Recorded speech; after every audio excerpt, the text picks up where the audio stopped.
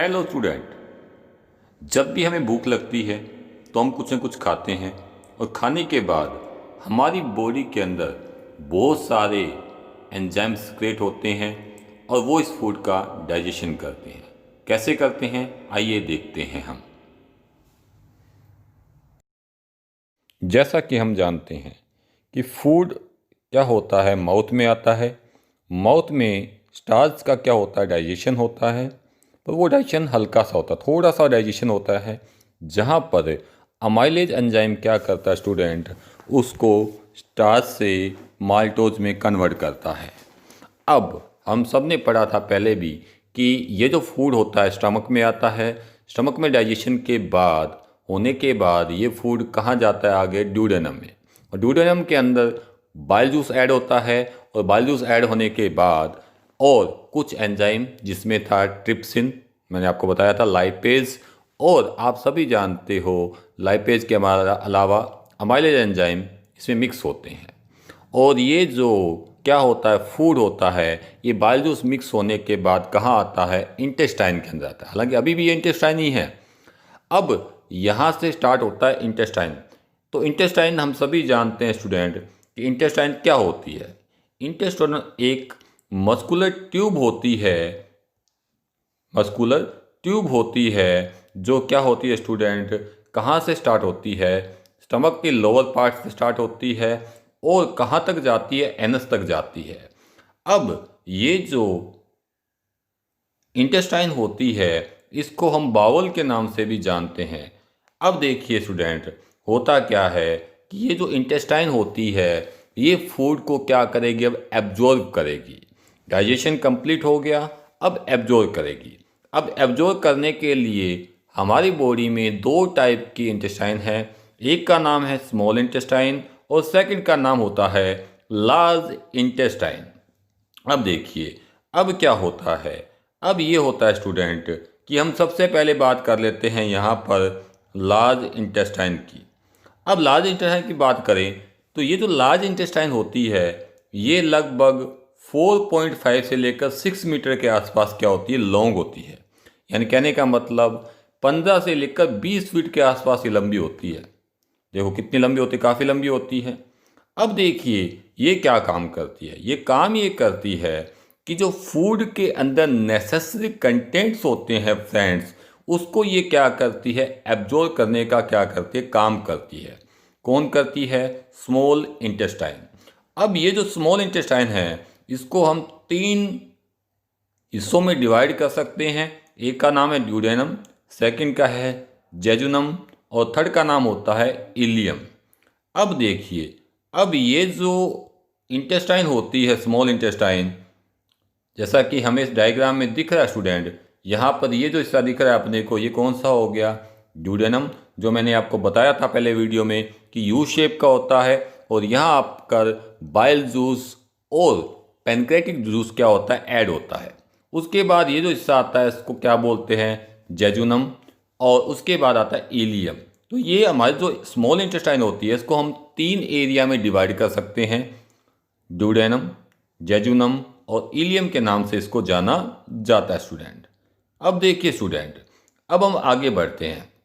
अगर हम आगे की बात करें स्टूडेंट, तो आगे सबसे पहले मैंने आपको पहले ही बताया था कि सबसे पहला हिस्सा जो आता है वो आता है ड्यूडेनम।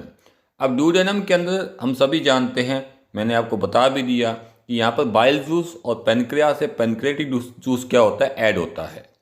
और इसके बाद यहाँ पर क्या होता है, कुछ चीज़ों का डाइजेशन होता है। अगर मैं एब्जॉर्ब की बात करूं तो यहाँ पे एब्जॉर्ब होने मेन जो एब्जॉर्ब होते हैं वो होता है आयरन और कैल्शियम, जो मेनली कहाँ एब्जॉर्ब होते हैं, याद कर लेना, ड्यूडेनम के अंदर। बाकी जो भी न्यूट्रिशन होते हैं वो यहाँ पे एब्जॉर्ब नहीं होते। अब वहाँ से फूड कहाँ आएगा, जेजुनम के अंदर। तो ड्यूडेनम के अंदर बाइल जूस मिलने के बाद क्या होता है कि लिपिड्स के जो बड़े मॉलिक्यूल्स होते हैं उनको छोटे मॉलिक्यूल में ब्रेक डाउन करने का जो काम होता है वो कौन करता है, बाइल जूस करता है।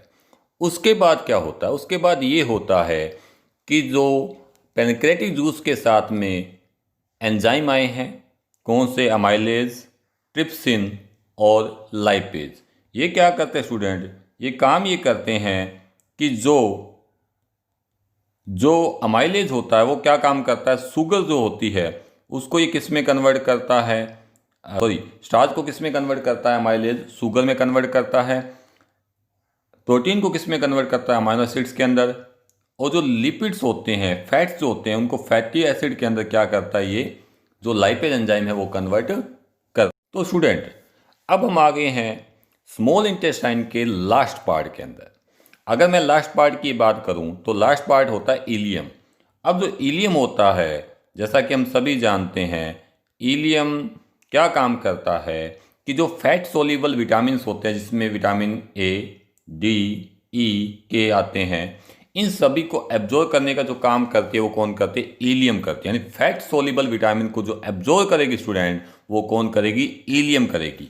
और ये नीट का क्वेश्चन जो मोस्टली पूछा जाता है। अब देखिए हमारी बॉडी के लिए जो नेसेसरी विटामिन है जिसका नाम है B12, इसको भी एब्जॉर्ब करने का जो काम करती है वो कौन करती है, स्मॉल इंटेस्टाइन ही करती है। इसके अलावा जो बाइल जूस के साथ में बाइल सोल्ट्स आते हैं, उनको भी एब्जॉर्ब करने का जो काम करती है वो कौन करती है, यहाँ पे स्मॉल इंटेस्टाइन ही करती है। अब हम देखते हैं कि ये जो स्मॉल इंटेस्टाइन होती है इसकी इंटरनल स्ट्रक्चर कैसी होती है। अगर मैं इंटरनल स्ट्रक्चर की बात करूं स्टूडेंट यहाँ पर, तो इंटरनल स्ट्रक्चर के अंदर जो स्मॉल इंटेस्टाइन है चाहे लार्ज इंटेस्टाइन है, तो इसके अंदर एक स्ट्रक्चर होती है जिसका नाम होता है विली। ये जो विली होती है स्टूडेंट, ये क्या काम करती है, फूड में से नेसेसरी कंटेंट्स को ये क्या करती है, एब्जॉर्ब करती है। अब ये जो आपको स्ट्रक्चर दिख रही है स्टूडेंट, यहाँ से लेकर यहाँ तक पूरी की पूरी ये क्या है, विली है। और ये जो विली होती है स्टूडेंट, इसके ऊपर छोटे छोटे जो आपको हेयर लाइक के स्ट्रक्चर दिखाई दे रहे हैं, इसको हम नाम बोलते हैं माइक्रोविली। और ये जो माइक्रोविली होती है स्टूडेंट, ये क्या काम करती है, फूड में से नेसेसरी कंटेंट को एब्जॉर्ब करती है, यानी सरफेस एरिया बढ़ा देती है, जिससे क्या होता है, फूड ज़्यादा से ज़्यादा क्या होता है, विली और माइक्रोविली मिलकर, जिससे क्या होता है, ज़्यादा फूड क्या होता है, एब्जॉर्ब होता है। अब यहाँ पे एक चीज़ आपको दी हुई है, गोबलेट सेल्स। ये क्या काम करती है स्टूडेंट, ये म्यूकस का क्या करती है, सिक्रीशन करती है।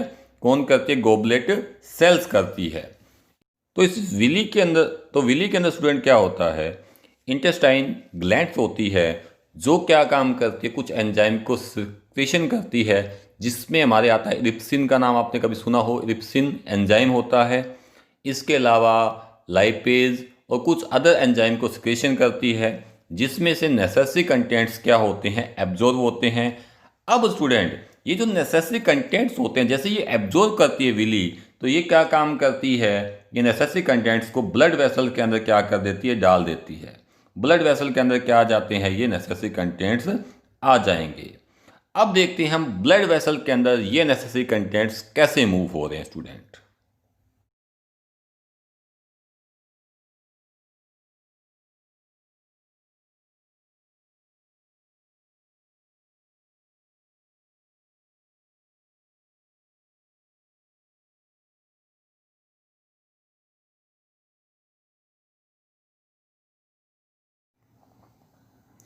अब हम बात करते हैं स्टूडेंट लार्ज इंटेस्टाइन की।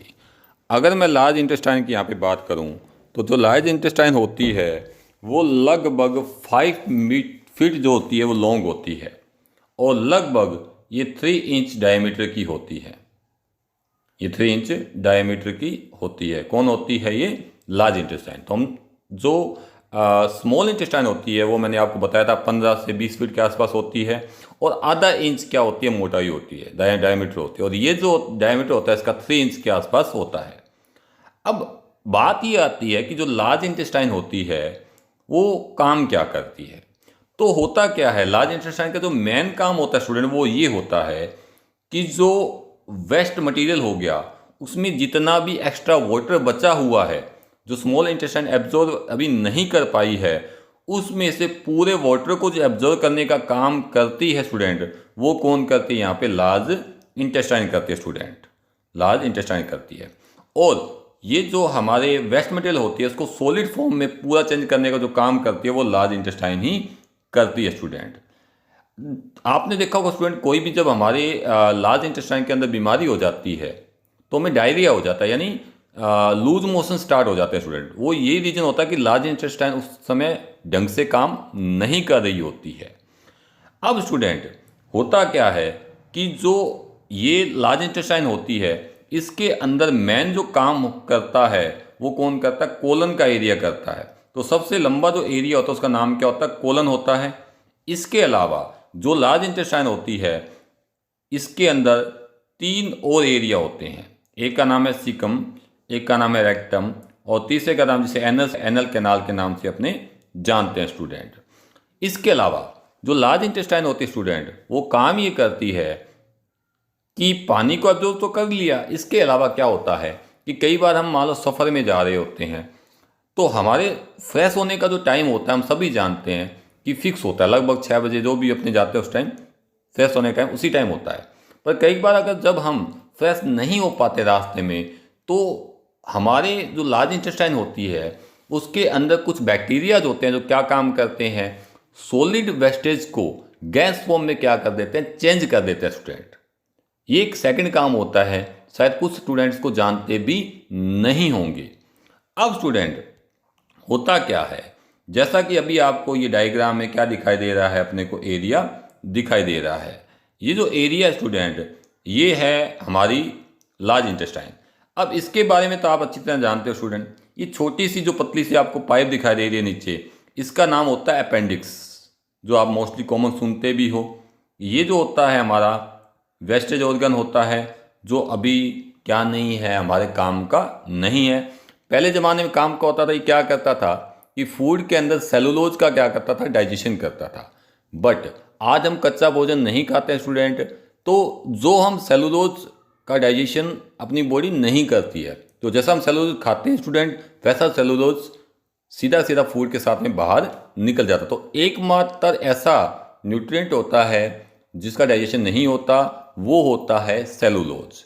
इसके अलावा जो आपको ये एरिया दिख रहा है स्टूडेंट, ये वाला जो एरिया दिख रहा है स्टूडेंट आगे जाकर फुली स्ट्रक्चर के अंदर ये जो एरिया है इसका नाम होता है सिक्कम। अब यहाँ पे आकर क्या होता है कि जो स्मॉल इंटेस्टाइन होती है उसमें से जो फूड होता है वो यहाँ पर आकर इकट्ठा हो जाता है। उसके बाद आगे जितना भी एरिया आपको दिखाई दे रहा है स्टूडेंट, यहाँ से लेकर ये जितना भी एरिया यहाँ तक आपको दिखाई दे रहा है, ये सारा अपना है कोलन, जो मैंने अभी आपको बताया लार्जेस्ट पार्ट होता है कोलन। अब देखिए स्टूडेंट, यहीं पे क्या होता है, जो फूड पास आउट होता है उसमें से जो वाटर होता है वो क्या हो जाता है? एब्जॉर्ब हो जाता है। और एब्जॉर्ब होने के बाद जो वेस्ट मटेरियल होता है वो किस फॉर्म में चेंज हो जाता है? यहाँ पे सॉलिड फॉर्म में चेंज हो जाता है। और ये जो आगे अपने को एरिया दिखाई दे रहा है स्टूडेंट, ये वाला जो एरिया है ये होता है रेक्टम। और यहाँ पे आकर जो वेस्ट मटेरियल होता है वो क्या हो जाता है? इकट्ठा हो जाता है। और टाइम टाइम पर हम क्या करते हैं? इसको बॉडी से बाहर निकाल देते हैं। और हम सभी जानते हैं ये जो एरिया होता है वो किसके नाम से जानते हैं? अपने एनस के नाम से जानते हैं। तो इस तरह जो फूड होता है स्टूडेंट वो धीरे धीरे क्या होता है? अपनी बॉडी में डाइजेस्ट होता है। और डाइजेस्ट होने के बाद जो वेस्ट मटेरियल बच जाता है उसको बॉडी से क्या निकाल देते हैं? बाहर निकाल देते हैं। अब जो न्यूट्रिशन एब्जॉर्ब किए थे स्मॉल इंटेस्टाइन ने, अब वो किस में डालता है? जैसा कि मैंने वीडियो में भी आपको दिखाया था कि किस में डालेगा, वो ब्लड में। और ब्लड क्या करेगा? हमारी बॉडी में उसको पहुंचाएगा। और पहुंचाने के बाद जो ब्लड होगा उसमें से नेसेसरी कंटेंट कहाँ चले जाएंगे? सेल्स के पास में। और सेल्स उनसे क्या बनाती है? बॉडी के लिए एनर्जी बनाती है। और बनाने के बाद क्या होता है कि हमारी बॉडी अच्छी तरह से वर्क कर पाती है। जब भी हम बीमार होते हैं तो आपने देखा होगा हमारी बॉडी में एनर्जी कम हो जाती है। तो उसका रीज़न ये होता है स्टूडेंट कि हमारी बॉडी के अंदर जो सेल्स होती है, जो ऑर्गन्स होते हैं, वो काम करना क्या कर देते हैं? कम कर देते हैं, जिसकी वजह से एनर्जी क्या बनती है? कम बनती है। तो ये था आज का वीडियो स्टूडेंट। अगर आपको ये वीडियो पसंद आया हो तो इसे लाइक, शेयर और मेरे चैनल को क्या कीजिए? सब्सक्राइब कीजिए। आप सभी का वीडियो देखने के लिए तहे दिल से धन्यवाद। Thank you.